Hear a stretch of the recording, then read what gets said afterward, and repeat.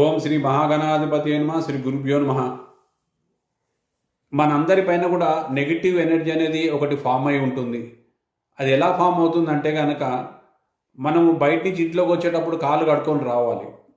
పాదాలకు అనేకమైన దోషాలతోని మనం ఇంట్లోకి వస్తాం. దాని ద్వారా ఇంట్లో నెగిటివ్ ఎనర్జీ ఫామ్ అవుతుంది. తద్వారా ఇంట్లో చిన్న చిన్న గొడవలు, ఆర్థిక సమస్యలు తలెత్తాయి. అలాగే పని చేసే చోట కూడా తోటి కొలీగ్స్ మరి ఇతరుల దృష్టి కూడా మనపైన కేంద్రీకృతం అవుతుంది. తద్వారా మన బాడీపై నెగిటివ్ ఎనర్జీ ఫామ్ అవుతుంది. మరి ఆ నెగిటివ్ ఎనర్జీ పోవాలంటే మనం ఏం చేయాలి?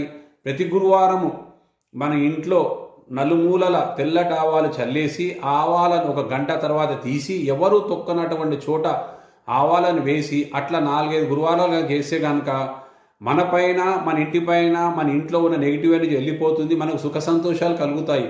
కాబట్టి నేను చెప్పిన విధంగా మీరు అందరూ ఫాలో కండి, దీన్ని ఆచరించండి.